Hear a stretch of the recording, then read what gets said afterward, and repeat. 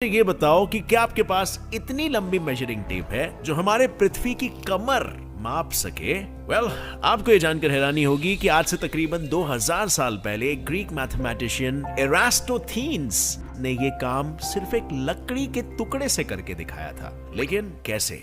इतना समझदार इंसान कैसे? How did Eratosthenes measure the circumference of earth with just a stick?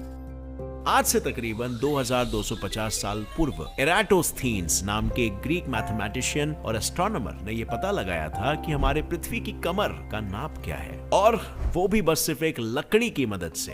21 जून के दोपहर में एराटोस्थीन्स इजिप्ट में अपने बर्थ सिटी अलेक्जेंड्रिया से अराउंड 800 किलोमीटर साउथ में मौजूद साइन शहर में टहल रहा था। तभी उसने नोटिस किया कि सूरज की धूप साइन में मौजूद एक कुएं के बिल्कुल तल तक पहुंच रही है, और साथ ही आसपास की कोई भी इमारत शैडो नहीं क्रिएट कर रही है। इसका सिर्फ एक ही मतलब था कि सूरज की रोशनी जमीन पर एकदम राइट एंगल 90 डिग्री पर है। ये देख एराटोस्थीन्स ने सोचा कि क्या साल के सबसे बड़े दिन यानी कि 21 जून को यही सेम चीज 800 किलोमीटर नॉर्थ अलेक्जेंड्रिया में भी होती है? और इसीलिए उसने पूरा साल इंतजार किया अगले 21 जून का, और सेम फिनोमेनन अलेक्जेंड्रिया में भी ऑब्जर्व करने की कोशिश की with the help of a stick. उसने एक स्टिक जमीन से एकदम परपेंडिकुलर गाड़ दिया और उसकी शैडो को ऑब्जर्व करने लगा। उसने नोटिस किया कि यार यहाँ तो शैडो बन रही है, मगर कैसे?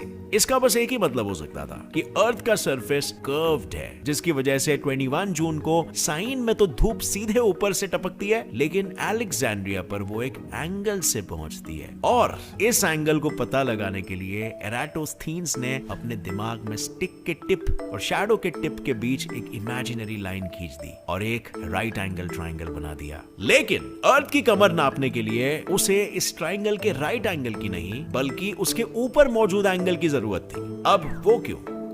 जान जाओगे। फिलहाल रुको जरा, सबर करो। तो ऊपर वाले इस एंगल का पता लगाने के लिए एराटोस्थीन्स ने एक बहुत ही बेसिक से ट्रिग्नोमेट्रिक फॉर्मूला का इस्तेमाल किया, जो था theta is equal to tan inverse of opposite upon adjacent, जिस कैलकुलेशन से उसे ये पता चला कि ये एंगल है 7.2 डिग्री। लेकिन ये एंगल इतना इंपॉर्टेंट क्यों था? अगर हम साइन में मौजूद कुएं को और अलेक्जेंड्रिया में गढ़ी उस लकड़ी को नीचे की तरफ एक्सटेंड करें, तो जमीन से परपेंडिकुलर और पृथ्वी के स्पेरिकल होने की वजह से ये दोनों ही लाइंस पृथ्वी के सेंटर में जाकर मिलेंगी, just like a radius of a circle. और ये करते ही हम इंस्टेंटली ये नोटिस करेंगे कि लकड़ी की शैडो टिप वाली इमेजिनरी लाइन कुएं की लाइन से पैरेलल है। अब ये तो हम सभी ने 10th ग्रेड में ही सीखा था कि दो पैरेलल लाइंस के बीच बनने वाली ऑल्टरनेट एंगल्स हमेशा कॉन्ग्रुएंट या सेम होती है। यानी लकड़ी और शैडो के बीच में बनने वाला अपर एंगल और अर्थ के कोर में बनने वाले एंगल दोनों की वैल्यू सेम ही होगी, 7.2 डिग्रीज।